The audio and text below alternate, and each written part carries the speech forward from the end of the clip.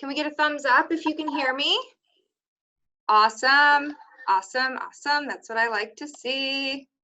I hope everyone is doing well today.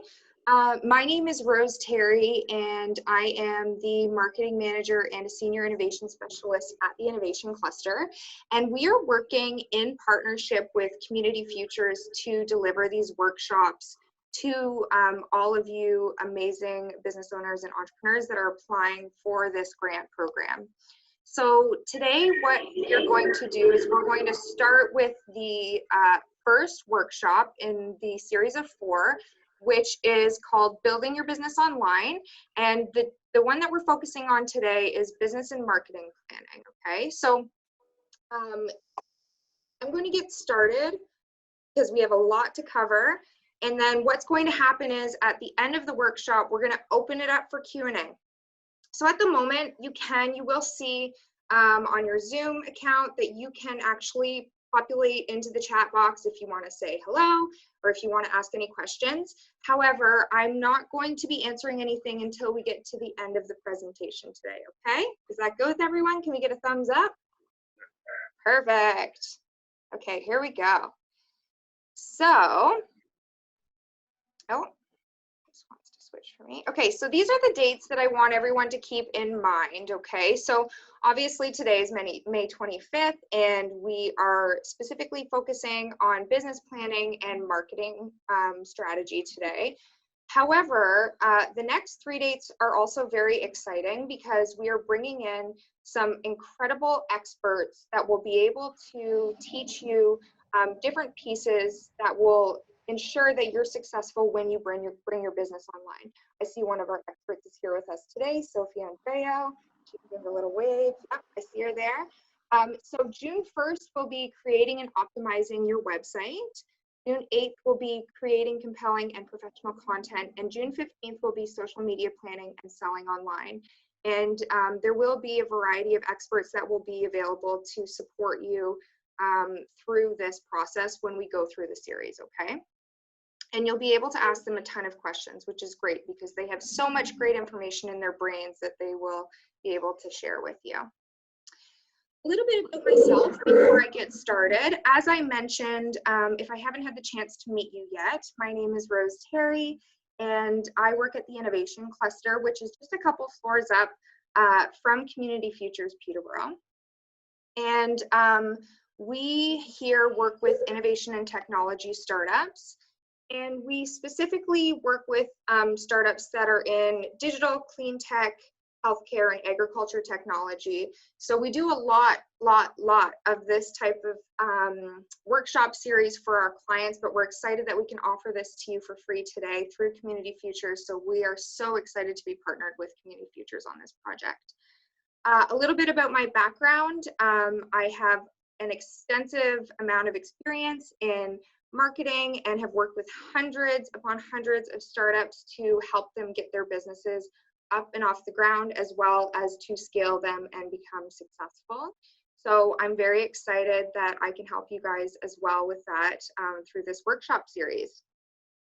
And I would say my favorite thing about my new workshop, my new work uniform is that I get to be professional on top and comfy on the bottom.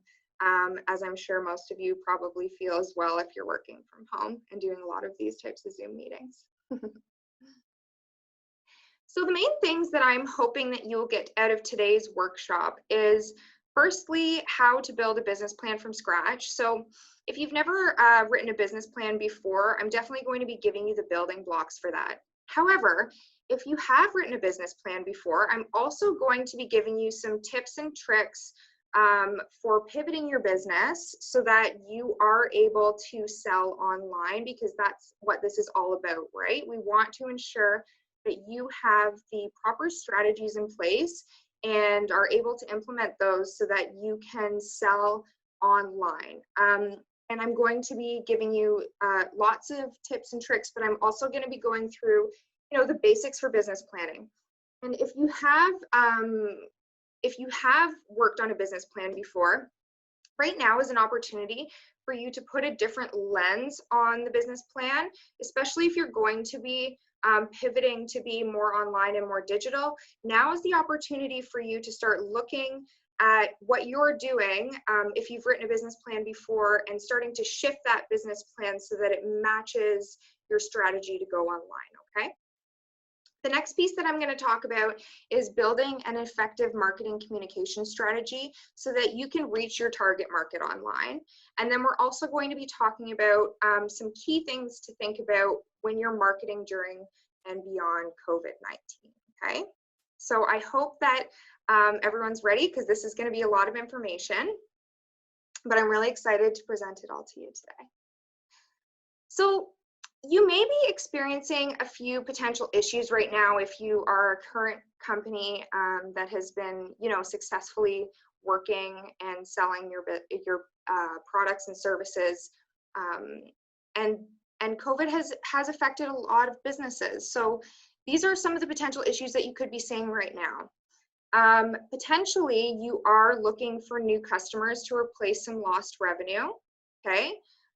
You may at the moment be looking to conserve and generate cash. You may be having to look at adjusting your value proposition since your customers' needs have changed, because a lot of customers' needs have changed. We're going through quite a few changes right now. Everyone is. So you will notice there's been a big shift. So adjusting your value proposition may be something that you need to look at right now. Another thing that I want to point out is, especially in this time when we're all kind of siloed, we're in our own, spaces and worlds, and we're not really seeing everyone else as much as we used to, you really want to focus on the fact that when we're starting to think about marketing, you need to be blowing your own horn because no one else will. So that's really important. And sell, sell, sell. We want to make sure that you're generating that cash right now. So getting your business online is going to be a perfect way to ensure that you're still able to sell. So a huge tip that I want you all to take moving forward is the businesses that are advancing right now have an entrepreneurial mindset. They just do, okay? So you want to ensure that you're thinking as an entrepreneur. We know that you are amazing at building your businesses, but make sure that if you are looking at your business now, you're looking for the opportunities and the ways to grow, and you're fighting. That's what we want to see. Those are the ones that are advancing right now, and I know that you all can do that, or you're already doing it, which is amazing. You're here, so that's a huge first step, okay? Our gift to you today to help you to get through all of the challenges and ensure that you are taking the right steps and to kind of assist with this presentation is we have Anne, who's on this call today with Community Futures, has already likely passed on to you the 2 guides that we have for you. The first one is the business planning and pivoting, and the second one is marketing communications planning for success. So you should all have that in your inbox already, and if you don't, just shoot Anne an email and she will ensure to get that to you, so that you're able to go through and complete all of the pieces within that. Okay, so moving forward through all 4 of these sessions, you're going to receive at least 1 guide to support the learning objectives, okay? So our experts are actually going to be providing information that is going into those booklets to help you when it comes to building your website and all of those kinds of things. So we're also going to be sending you any templates that we feel you may need. You should have received one for a business plan as well. And we are going to be recording these sessions. So if you feel like you want to go back and rewatch something to understand it better, then this session will be sent out to you following the presentation, okay? Okay, so this is one thing that I really like to stress to business owners prior to getting into business planning is looking at the reasons why businesses fail, because we want to understand what things we should be, keeping an eye on to ensure that we are, planning ahead to make sure that these things do not get in our way. So you'll see this list here. We've got poor financial management. That is the #1 reason that businesses fail, okay? #2, lack of management experience. #3 is inflation and economic conditions. #4 is poor record keeping. #5, sales and marketing problems. Number 6, staffing problems.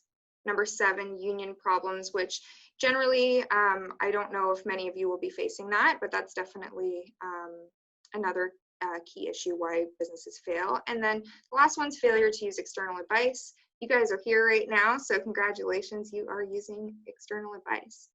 I want to ensure that you guys all understand all of these pieces and how they could play a role in your business right now. And when we are looking at business planning, we want to make sure that we're keeping these things in mind so that we don't go in that direction. And the first one is definitely poor financial management. I would say that we see that as well. So if you are able to outsource or speak with someone who's able to help you to look into those financial pieces, I highly recommend that. So the next piece that we're going to talk about is why you should be creating a business plan, because business plans are really important. And a lot of the time we see businesses not doing as well as they could be doing just because they haven't gone through and done their business plan. So you may be missing little pieces in your business that could be actually working to make you more successful. And in a time like this, when we are going through such fast change, having a business plan and starting to look at where those opportunities are, where you could grow or where the challenges may be, it's really going to ensure that you're prepared, okay? So especially if we're going to be, pivoting to a more online and digital strategy, having a business plan is going to ensure that you're actually following the right strategy.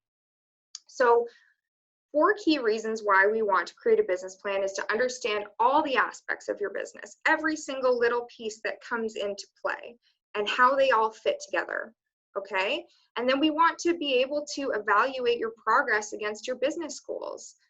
So part of business planning is putting together your goals that you want to hit within your business and then seeing if those goals are actually being met based on your strategy.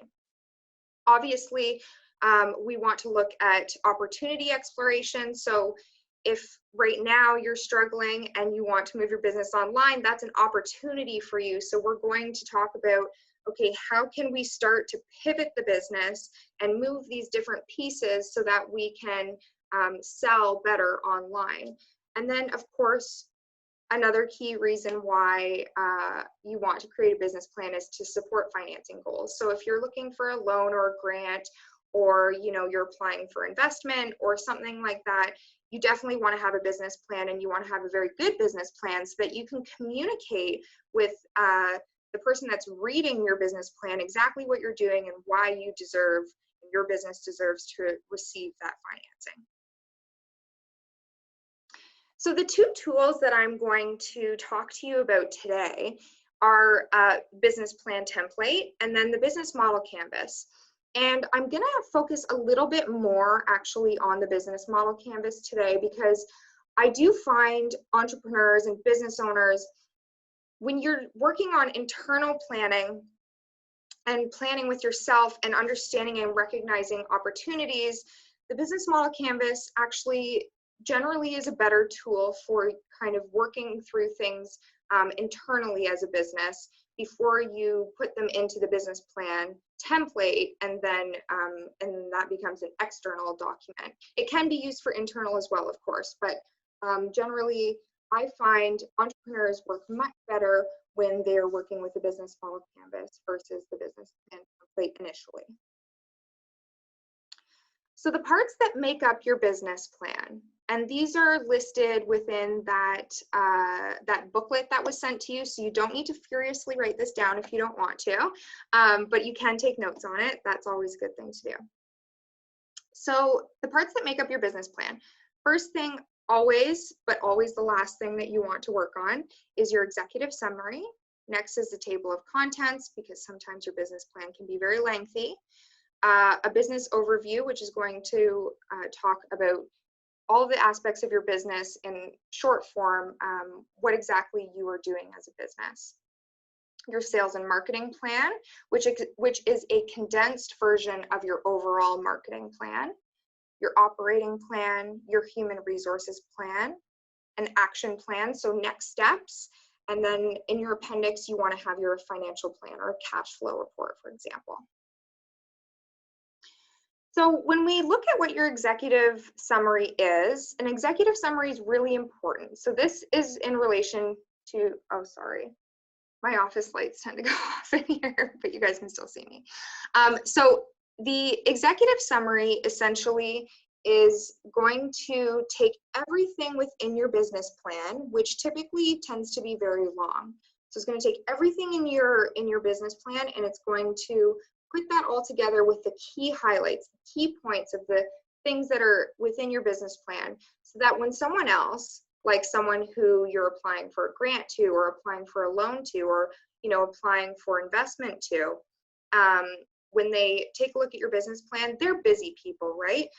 That document could be 30 pages long, and that's a way for them to have a very good understanding of your business without needing to read through in detail an entire 30-page document. And then if something sparks their interest in the executive summary, then they can always flip through your table of contents to go read through that more, okay? So in the executive summary, you want to, of course, have an overview of your sector. You definitely want to describe in detail who your target market is, what differentiates you from your competition. Are you a sole proprietor? Are you a partnership? Or are you incorporated? Those types of things. Definitely how long you've been in operation for. Are you a startup, or have you been doing this for 20 years? Those are definitely things that you would have to communicate within your executive summary. Then team and experience. This is so important, and I find this is something that businesses tend to struggle with. Please ensure that you are your own cheerleader, right? You need to describe exactly who you are, what your background is, and what makes you the right person and the best person to run this business. And then your team. Also talk about your team and what qualifications they have and what makes them the best people to be in this business with you. These are all very important things. And when you're marketing your business to a potential financer, you also want to be marketing yourself as a business owner, your team, and why you are all the best people to be involved in this business. You're also selling yourself, okay? And then, of course, financial projection highlights. So if you have a cash flow report, for example, attached in your appendix, your financial projections should be in your executive summary. So potentially you are expecting to achieve, $500,000 in revenue in your first year. That's just an example, but you definitely want to have that within your executive summary. And then the person that's reading that business plan can always flip into the different pages based on your table of contents after your executive summary. Okay, I hope everyone understands. Oh.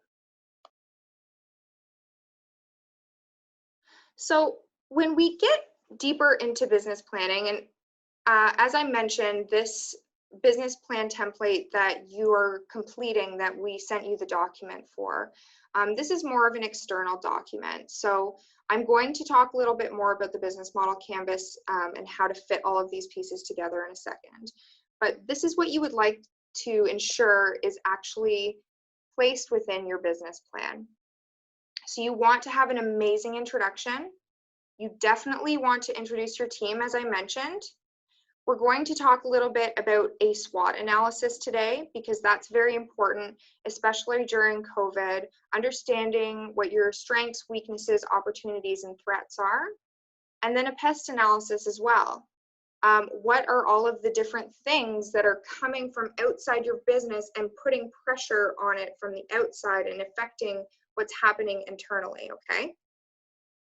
And then risks. Risks are very important for you to understand as a business owner, and definitely something that financiers look for when they are looking over your business plan. They want to know, can you see what may potentially come in the future, and are you able to address what those potential risks could be? So you definitely, for example, if something, were to, I don't know all of your individual businesses. I'm hoping to get to know you over these 4 weeks, but If something were to happen during COVID, maybe a government regulation changes or something happens that could affect your business, have you actually pinpointed what that risk is? And have you come up with, okay, this is my strategy to overcome if this were to happen? Those are the things that financiers like to see. They like to see that you thought through what challenges could potentially be coming down the road, and then what you have actually put in place to overcome that challenge, or what you would do if something like that would happen. So now we're going to get into the business model canvas. Can I get a little, I don't see everyone here right now, but can I get a hand raise for anyone that's seen this before? Okay, cool, not bad. I actually have, this is what we like to give to startups, and I know a lot of startups keep the business model canvas either on a whiteboard in their office, or maybe they keep something like this at their desks, and they use sticky notes or something to that effect, and you can revisit this often and use it to work on your strategy and build your strategy out. So we've included in the workbook a copy of this. But if you are looking for a larger version of this, there's tons online. You can always just type into Google business model canvas and you can download a larger one and you can work on it. I do know that there's also a website that you can create a profile if you'd like to work on this more digitally. It's called businessmodelgeneration.com, and you can actually create an account if you'd like, if you prefer to work through things more digitally. I know I like to write things down, but if you like to work on it digitally, you can do that, and you can create your account there for that as well. So I'm going to go through the business model canvas and how you can use it as a tool internally as an entrepreneur and a business owner to ensure that you're actually meeting all of the different criteria here and that you're able to successfully pivot your business or meet the new goals maybe that you've set for yourself and your business. So the first piece that I always like to talk to entrepreneurs about and startups about is focusing first, before we get to the rest of the business model canvas, on customer segments and value proposition. These are the two very important pieces of your business plan that really need to coexist and work very well together before we start to map out the rest. So when you look at your customer segments, you want to understand who are we creating value for and who are our most important customers, okay? So you may have several customer segments, but you want to ensure that you're capturing them all here. And potentially you have, your business to consumer business or your business to business, you're selling new businesses or you're selling to consumers, but you need to understand, okay, who's out there my customer segments, who am I serving? And once we understand that, we can start to build more our value proposition. And the reason I say that is because your value proposition may change now in this post-COVID era. We may be seeing that your value proposition may be shifting or moving, or maybe it needs to change entirely. And these are all things that I'm going to work with you to figure out today. But we want to start with customer segments with now. Okay, so when we're thinking about value proposition, when we're thinking about value proposition, and maybe what does that mean? A product value proposition is a statement of functional, emotional, exotic benefits delivered by brand that provide value to the target customer. So essentially, what are you giving to your target market? Okay, and we're going to dive a little bit into what that means today, but I just want to show you what exactly the definition of value proposition. So you with your value proposition, you're solving customer problem or customer's needs with your value proposition. Okay, so those are the two most important things. So what value are we delivering to a customer? Which what a customer's problem helping solve this value proposition? Because you may have different customer segments may match with different value propositions, right? And then what those products and services are we offering each customer segment, and which customer needs are we satisfying? So that's kind of how customer segments and value proposition actually work together. And then once you start to build those two, we can start to move into the rest of the business. And I'm going to show you an example as well to make this a little bit more understandable in a moment. But how do you for example, build a customer relationship? So how are you maintaining your relationship with your customer segments? How do you talk to them? How are you communicating them? How is distribution being handled? Things like that. Channels that has to do with obviously reaching your customers again. You'll notice that all of these different pieces are connected to one another. So how is your value proposition being delivered to your customer? That's your channel, okay? And maybe that's a distribution channel. So maybe if they're ordering online, how are you fulfilling that order? And then you want to figure the activities. You have to do on a daily basis in order for your business to actually function properly and run well. And if you are moving to a more online digital channel, there may be different activities that you can do before. What kind of resources do you need now? So what assets do you actually need now in order to achieve your value proposition? We need different resources now, right? There may be different things or different pieces that you're going to need to bring together in order to meet your new value proposition. And then key partners, or outsourcing some things. If you are going to be working on your website, for example, maybe you need to bring in a partner to support you in that if you don't have all of those skills. Or thinking about what your outside relationships are. And then of course we have cost structure and revenue streams. So revenue streams are what are you getting paid? What is the money coming in based on value proposition? The value that you're delivering to your customer, what is the money that's coming in? And then in order for you to deliver that value, the cost structure is what's going out. What are your expenses, right? So eventually, once you start to get going to this business model canvas, you're going to start to see a lot more opportunities pop up, and you'll start to see exactly how your business is actually fitting together. And usually what I recommend doing for entrepreneurs when they're first starting to work on this business model canvas is if you have sticky notes, that can be an excellent way for you to be, picking up pieces and moving them around and swapping out things and changing it.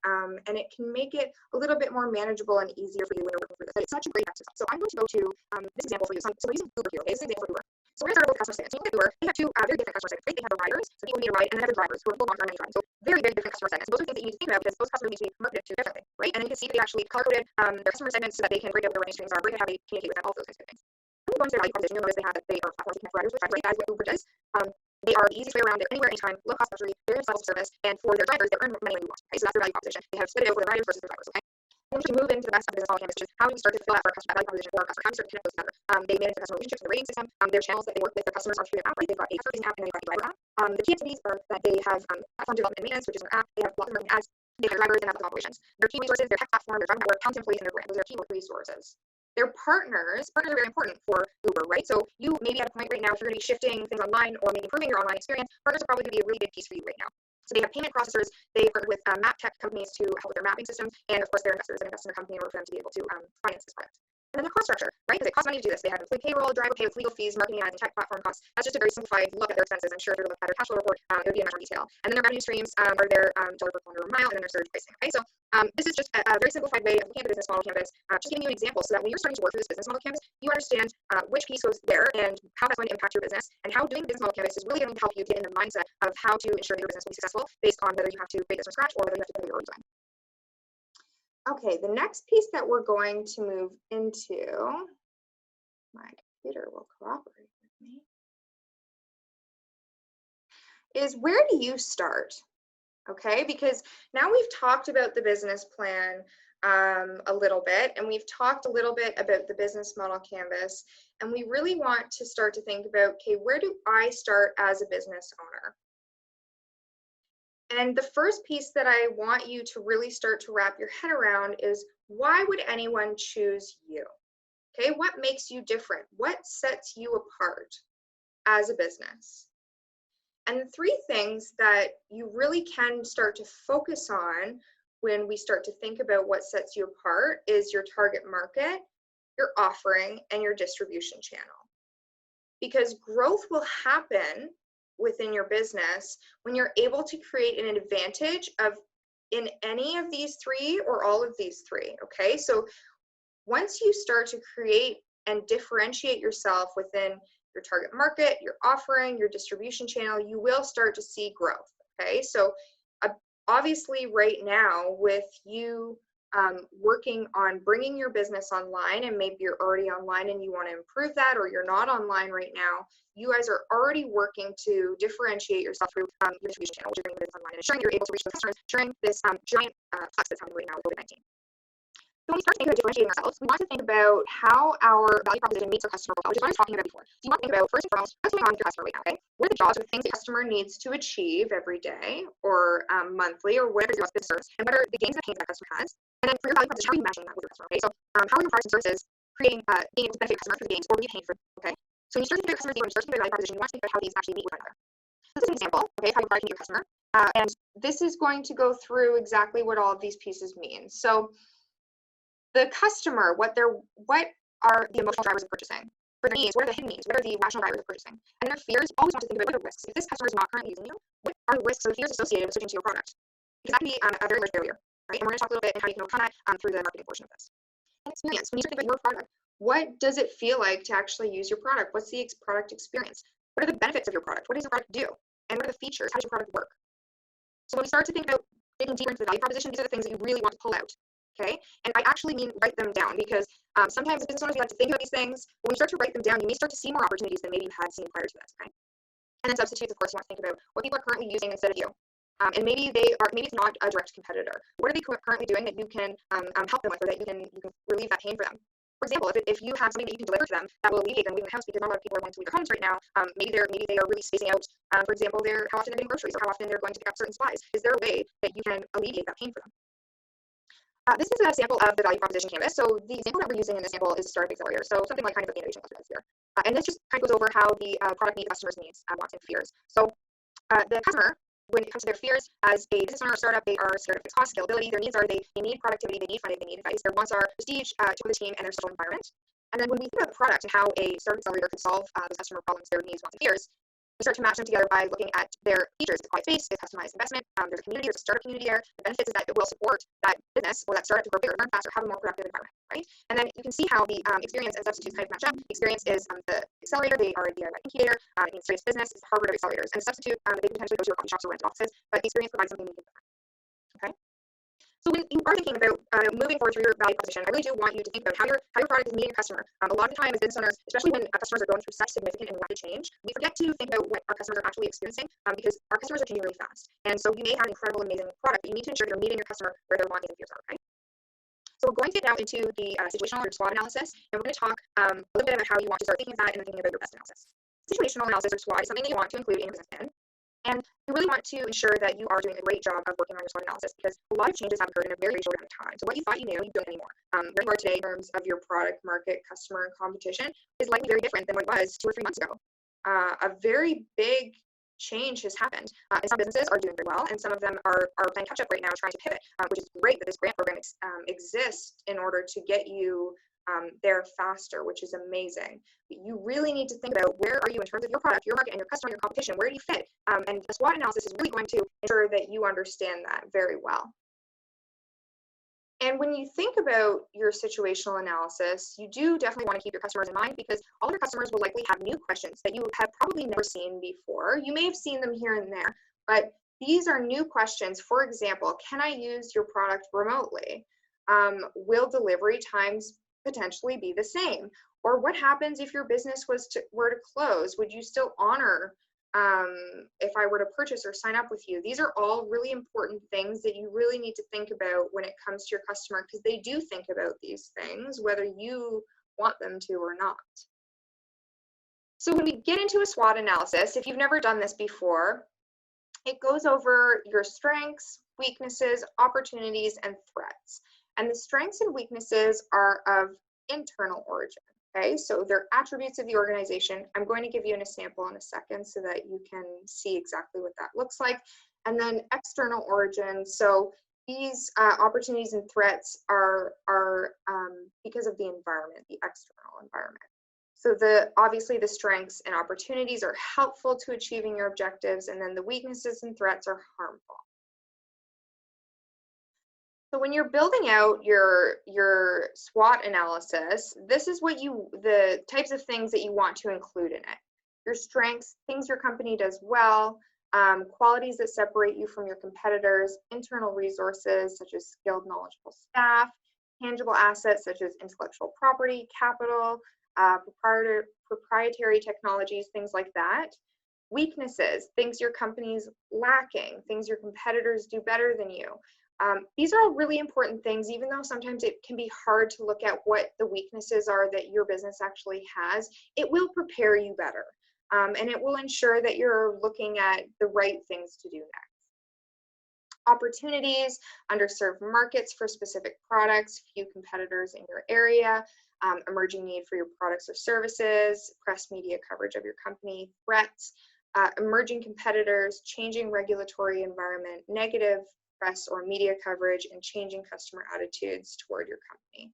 So these are all very important things, and if you're actually putting these into SWOT analysis, you will be better prepared to deal with it in the future.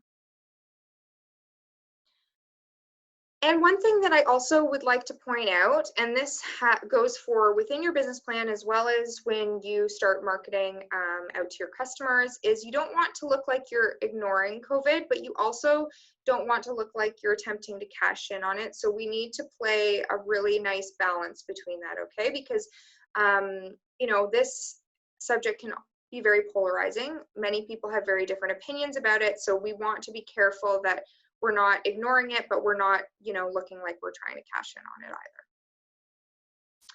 And your PEST analysis is also going to be very important within your business plan, because there's so many changes happening in the external environment. This is going to give you a very well-rounded view of what exactly are the different pressures and the different things coming from the outside of your business that's putting pressure on your business, okay? So politically, environmentally, socially, and in terms of technology, how are all of these different pieces playing a role within your business? And maybe it's creating new opportunity for your business that wasn't even there before. We do have, or we're seeing a lot of businesses that are seeing so much opportunity that never existed before. So when you're doing a PEST analysis, that can also maybe lead to more opportunity for you. And when you are doing your business planning, and I'm going to get a little bit deeper into this once we start to talk about marketing planning, but of course, defining your target market and defining it well is going to be key, extremely key moving forward. If you haven't gone through and defined your target market to a T before, this is something that you need to do now, and you really need to put a huge focus on this, because it will make such a big difference, especially when we start to do digital advertising. Understanding your customers exactly so well, and not just their demographics, which are the things that you can see, touch, and feel about them, but also their psychographics and internally what's happening with them right now. It's so, so very important. So I'm going to talk about that a little bit more, but really start to think about, I'm defining my target market. I know who my primary market is, so where I'm getting the majority of my revenue coming in from. That's your primary market, your secondary market potentially, and so on and so forth, okay? And then finally, in your business planning, cash flow statements are extremely important for multiple reasons, but I'm just giving you a few reasons here. Projected cash flow statements help to show potential future cash position. So cash flow statements are going to show you potentially where you're going to be in a year or 2 or 3, as long as your business plan goes according to plan. It's going to support you with financing if you're applying for loans or grants or pitching to angel investors or things of that nature. It's really important that you have a cash flow statement and you understand it very well. It will help you to make short-term financial decisions. So, for example, you're making a decision right now to, either bring your business online or improve what is already online. And you want to understand, if I'm putting this into my business as an expense and I'm going to be doing all these different things, how is that going to affect and change my revenue? And it will inform your financial policies, and it will give you insight into poor cash positions as well. So you'll be able to see all of these things, and remember how we talked about poor financial management is at the top of that list for business failure. This is an important, very, very important piece that will help you to avoid that. So I really encourage you, if you haven't been keeping track of your cash flow, if you haven't been setting financial goals for yourself, this is the time to do it, okay? Pivoting. This is one of my favorite pieces. I love pivoting because even small pivots can make huge differences within businesses. Okay, so we're going to talk about when to pivot and some ideas for pivoting. Okay, so here are some reasons that you might pivot your business. Potentially, you could be getting feedback from your customers to change to better meet their needs. Okay. The next piece that may lead you to pivot is if your business relies on one product, process, or advantage. Unfortunately, generally, if you have only one piece within your business that you're relying on, that will have an expiration date at some point. So potentially pivoting is coming up with new different products or different services to ensure the longevity of the business.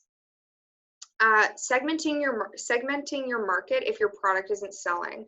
So if you have an amazing market and maybe you're marketing to your existing customers, potentially that product doesn't meet their needs anymore. So potentially you need to be looking for a new market segment to sell that product to.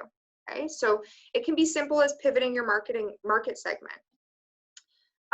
When you see a problem that you can solve. So for example, we did see a lot of manufacturers, for example, when everything happened with COVID, pivoting very quickly to start to manufacture masks. If you can see that there's a problem and a need that you already have the resources to be able to solve, that can be a great way to pivot your business. You also could have the potential to turn your product into a service. Maybe potentially people, aren't necessarily using your product right now, but you're an expert at actually delivering the service that creates that product. Maybe it is that you turn your product into a service, right? And then pivoting your product features. So maybe what you're offering isn't actually being used the way that you intended it to be used. And there are lots of examples of this, but potentially there are pieces of your product that your customer isn't necessarily using anymore. And so maybe you can follow their lead and start to focus in a different direction. Okay, so these are all pieces that I think are really important when it comes to pivoting your business. And before we start to move into the marketing side of things, I just want to mention to everyone that pivoting is very important. And I want you all to be ready. So you want to pivot now. So you want to address any immediate action items and create resiliency within your business. And you want to create a detailed plan to tackle the new normal and the new consumer habits, okay? Because they have changed very much. Innovate and ideate how your business should reinvent itself if you need to do that. Understand how competitive and regulatory environments in your industry will shift, because they are shifting very quickly. And plan different scenarios for your business to be ready. Actually start to think about what different scenarios could potentially happen. If we know that you know, things are potentially starting to open right now, but what happens if, you know, a second wave comes and everything shuts down again? If you're ready for that, if you've already planned ahead for that, then you will have a much better time pivoting and shifting in order to address that if that were to happen. So finally, here are some tips for building your business plan, and then we're going to start to move into marketing planning. So you want to ensure that you research your market fully, okay? That's very, very important. Research, research, research. In the booklet that I provided to you guys, there's some tips for how to do secondary research and primary research. You want to tailor each business plan to your audience. So the business plan that you potentially are sending, you know, for example, if you're applying to Community Futures for a loan, that business plan may look different than the business plan potentially that you are sending to an investor if you're looking for investment, okay? So you want to make sure that you're tailoring each plan to the audience that you're delivering the plan to. You don't want to leave out any important facts within your business plan. So really make sure that you are doing a very detailed business plan. You want to ensure that you're using statistics and data and numbers to support your business case. That's very important. We love to see numbers and stats that support what your business is doing and the direction that your business is going. Financials, as I stressed, are key. Very important. Super, super, super important. So ensure that you're putting a lot of time and energy into your financials. Ensure that you complete your executive summary last and make it convincing to your audience, okay? So once you've completed the business plan template, you're going to go back to the top and put in your executive summary, and it's going to summarize all of the important pieces that went throughout your business plan. Make sure that you edit and have attention to detail, okay? We don't provide any financing as an organization. We always act as a support to our clients in the sense that we help them edit and revise and all of that kind of good stuff with their business plan. And you know, the biggest issue that we tend to see is that those business plans will come to us and they'll have lots of mistakes or things like that. So really make sure that you have attention to detail. And then always ask for a second opinion if you can. There are so many organizations here within the community that can support you with that, okay? And there is a list within that booklet of organizations and places that you can reach out to for support if you're looking for that extra support. Okay, so I have just concluded the business plan piece of this workshop. I'm going to move into the marketing planning piece. If you have any questions, I hope you're writing them down, and we will, if you are wanting to ask questions at the end of this, we're going to have lots of time to ask questions, okay? So next piece is creating an integrated marketing plan. So the booklet that you received also does have the full template for the integrated marketing plan, so you can go in there and scribble all over it and do whatever you want with it. This is my favorite quote of all time. Doing business without advertising is like winking at a girl in the dark. You know what you're doing, but nobody else does. So doing business and not advertising is probably one of the larger mistakes because you know what's up, but nobody else does, right? We want to make sure that all of this work that you're doing within your business planning and all of these documents that you're creating, that you have a really great plan set up to communicate that with your audience. So welcome to your life now, or maybe someone on your team's life, but you are going to need to be able to communicate this with them very effectively. And now you are the modern marketer, okay? You're part artist and you're part scientist if you're doing this on your own. If you have someone on your team who handles your marketing for you, you definitely still want to work with them on the business plan because you know the business very well, but also you want to ensure that you're able to manage them properly, okay? So the modern marketer these days has two kind of pieces. They are, as I said, part artist and part scientist. So they do written content, visual assets, they manage social media, they do email marketing. And then on the scientist side, they do performance tracking, operations, analytics, campaign performance. All of these pieces all fit together and form the modern marketer, which is pretty fun.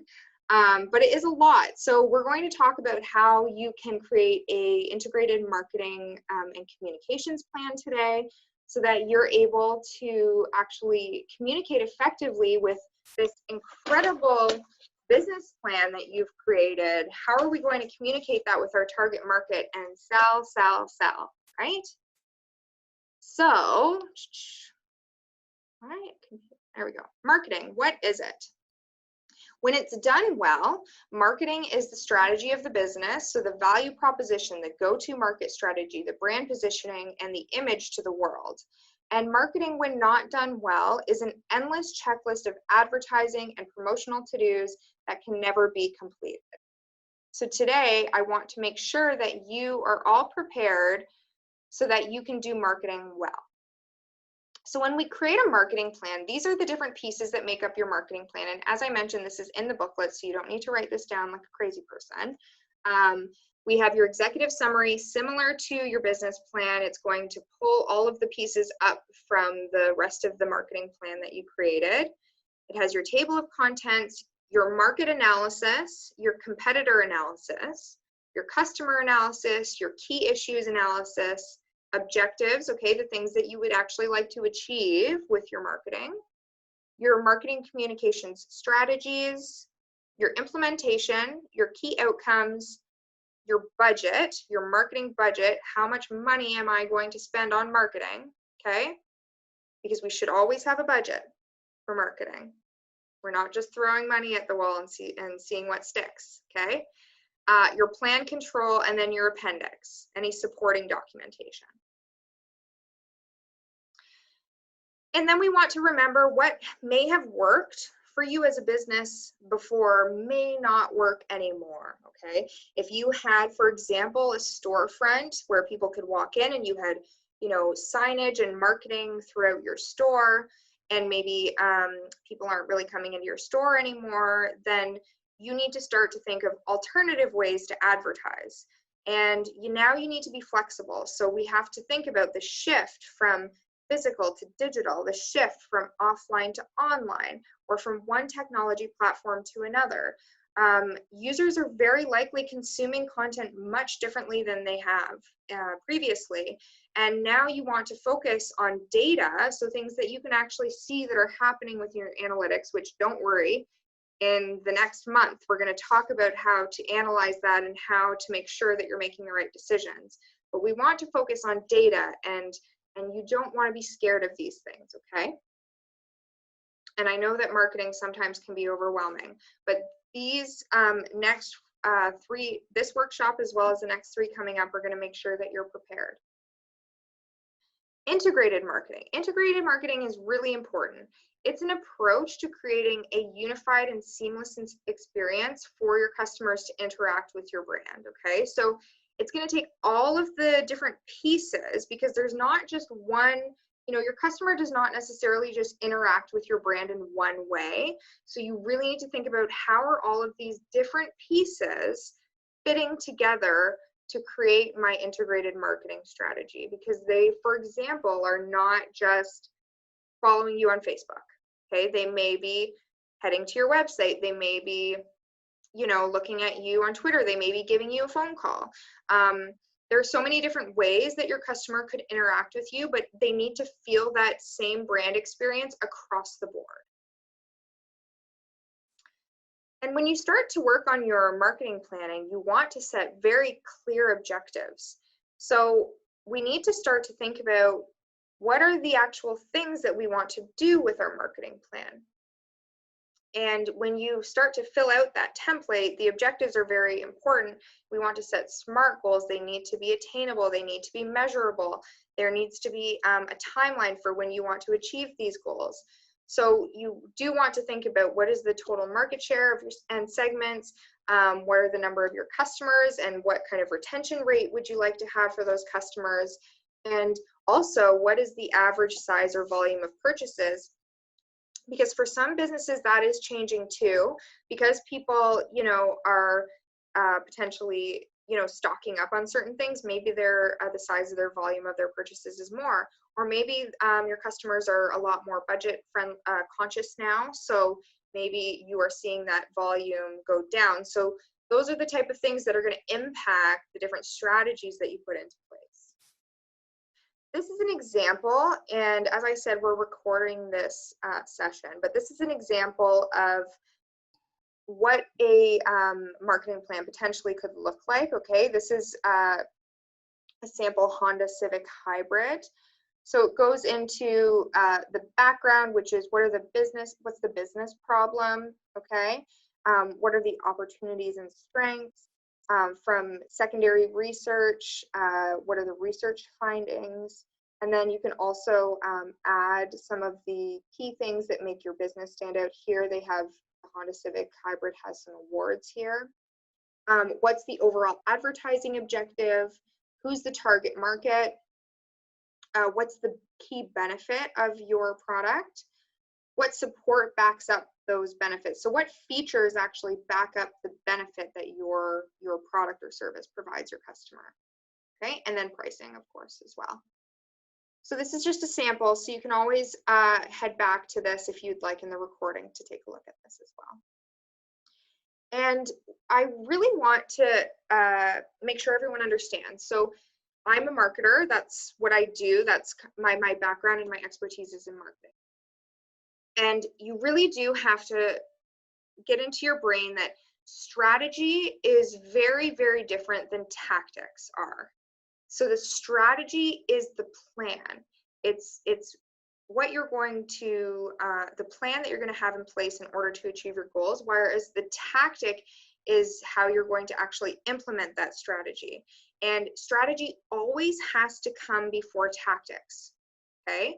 So you really need to build out your marketing strategy before you start to say, I'm gonna, you know, put out this radio ad and I'm going to post this on Facebook and blah, blah, blah, blah, blah, so on and so forth. The strategy needs to come first, then the tactic comes after. So when we are working on our marketing planning, we need to think about the 4 Ps, and some of you may have heard this before. I know there are lots of different versions of this. This is my favorite one, but the 4 Ps are product, place, price, and promotion. And likely, especially since you're going through this, this grant program, you know that there's potentially some big changes that are happening within the 4 Ps for your business.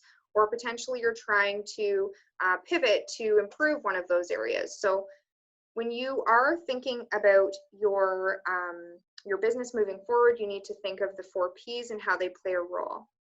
So for example, I like to use the example of a restaurant because it's kind of easy to understand right now. So potentially, you know, there could be changes within your product.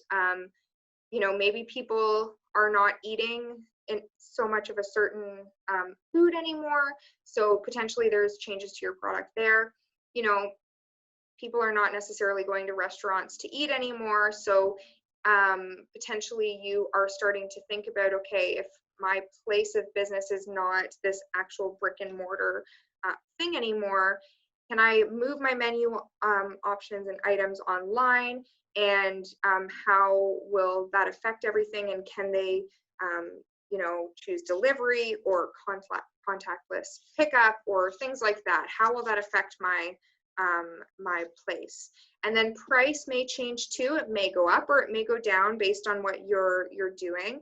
And I always want everyone to remember, you need to be careful with price. I know that we are going through challenging times, but price is not necessarily a way to make your business stand out. Sometimes it can hurt your brand if you go too low with a pricing strategy. There is always someone that can come in lower than you. So I always make sure people understand sometimes it can be okay to go low with the price, but if your brand is of quality and you want to ensure that people understand that it's still of quality, pricing, you do not have to drop it too low, right? You can still keep your pricing depending on what you're doing. And then promotion also will likely change. In the example of a restaurant, as I said before, they had their place of business. Maybe they had, you know, a physical menu that maybe had different promotional items on it, or maybe they had something sitting on each of their tables that had, you know, deals of the day or something like that. And now you have to start to think about, how am I going to promote that if people aren't actually coming into my place of business? So all of these pieces need to change when you're thinking about your marketing strategy moving forward. And when you are thinking about your marketing strategy moving forward, we do have to understand the difference between features and benefits. And we do have to think about the fact that our customers are purchasing for the benefits. The features will always back that up, and features are important, but customers are purchasing based on benefits. So in this case, I like to use this example because it's pretty easy to understand. We have an umbrella, right? So the benefits are that it shields you from the sun and the rain, right? That's why people are purchasing the umbrella.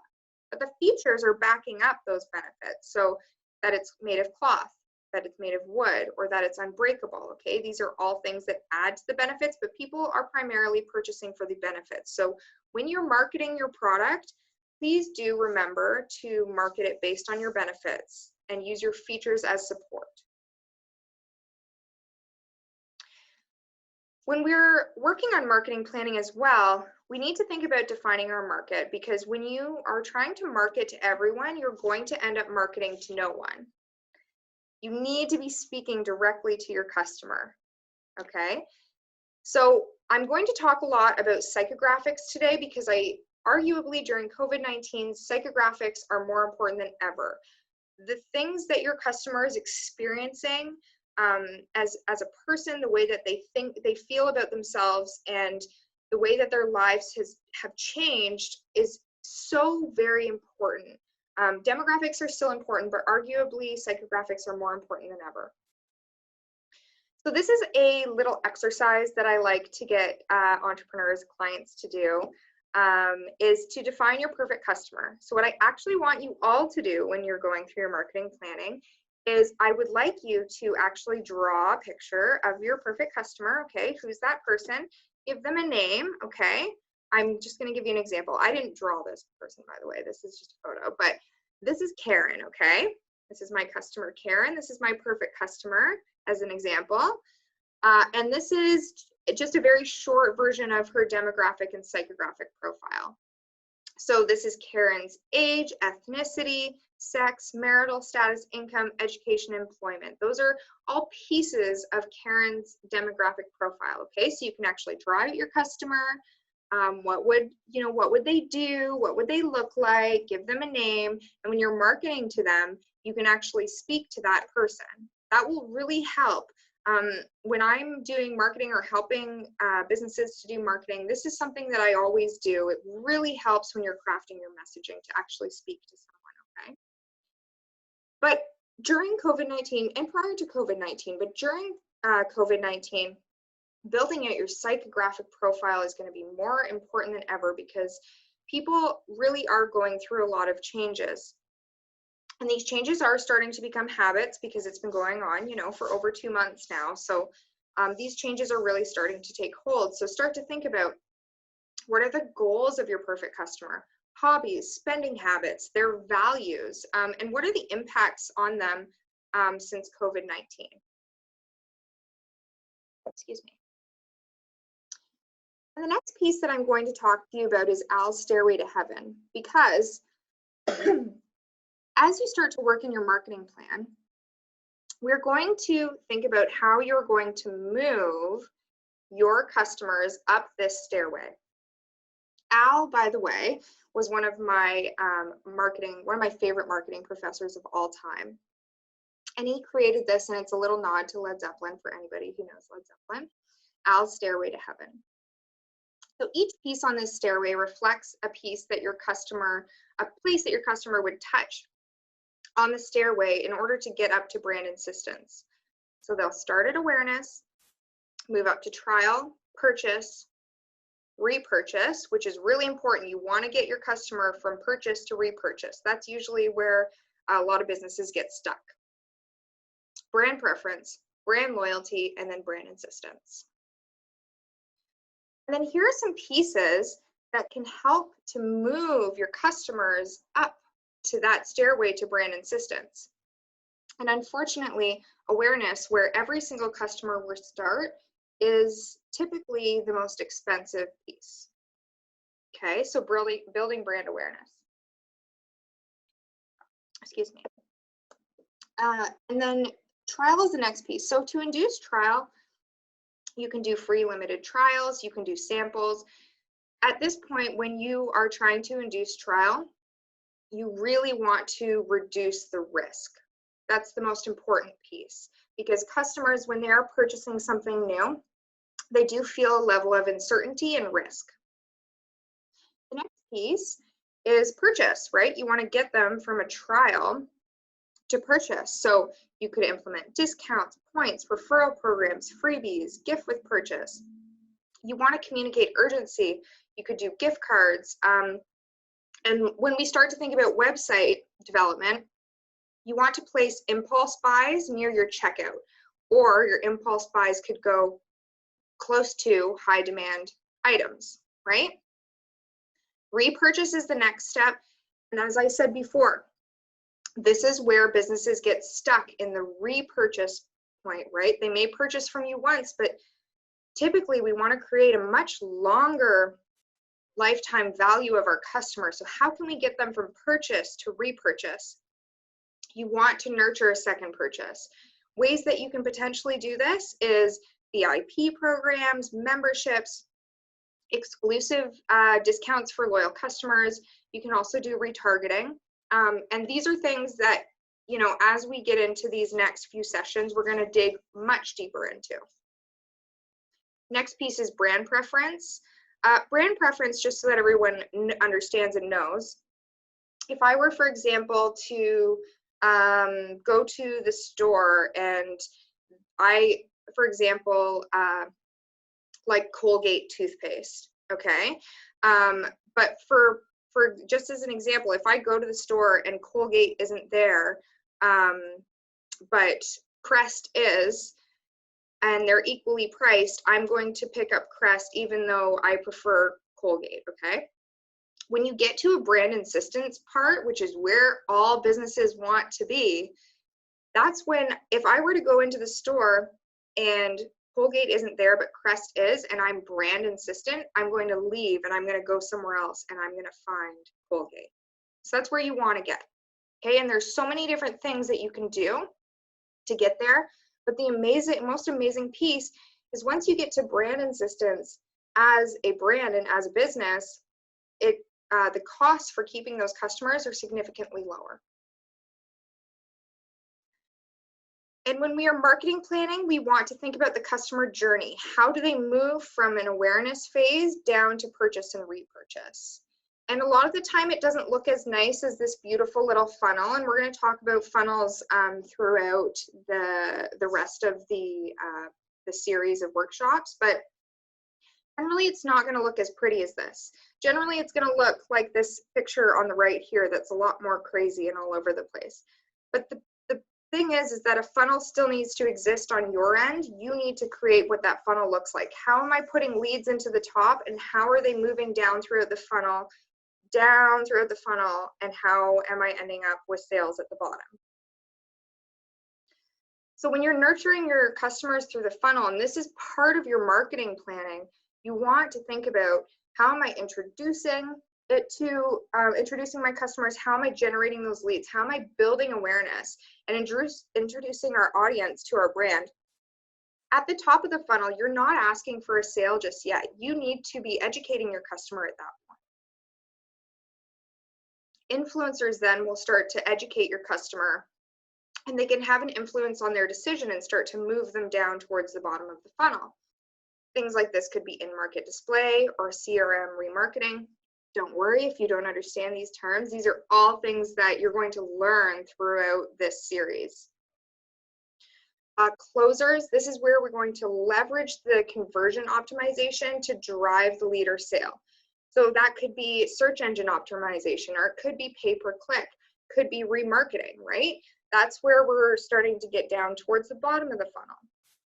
And then once you get the sale, the next piece that you want to focus on, right, the place where businesses tend to get stuck, is how are we going to upsell and increase the value of that customer? We want to start to focus internally on increasing the lifetime value of that customer for us. Okay, before I move on to the next piece, I just want to say funnels are very important. So once you've worked on your business plan, then your marketing plan, building out different funnels to understand how your customer is going to move down through those funnels is going to be very important. And I'm going to go into a little bit more detail in the upcoming workshops about how to build those funnels, but I don't want to overwhelm you guys today because I know this is a lot of information. So start with your, your business model canvas, start with your business plan and your marketing planning, and then we'll start to move into those other frameworks in digital marketing later on. Okay, this is a fun little example that I want to tell you guys about, because a lot of people are, some people don't like this comparison, but there are some people that are comparing, COVID to world wars. So I don't know if anyone knows about this, but M&M's got really, really popular, and actually their sales skyrocketed and boosted because they realized that soldiers during the war, they couldn't, they were in more tropical climates, they were warmer climates, they couldn't actually, keep things that would go bad on their hands or in their pockets. So they ended up developing M&Ms and putting them in these little tubes and issuing this and rationing this to soldiers because it wouldn't melt as easily. And there is actually a patent on M&Ms, by the way, for the process of making the candy, which is pretty neat. But this is actually one of the most popular products that came out of the war, right? And it's because they realized the opportunity that was there. Okay, they recognized that something as small as just a candy chocolate that was coated was a perfect fit for soldiers to carry easily in their pockets. Okay, so it is possible. You guys are going to find great opportunity with your businesses. I know you will. I'm very excited to see what everyone does with their business and their marketing plans. And now I'm going to open it up to questions.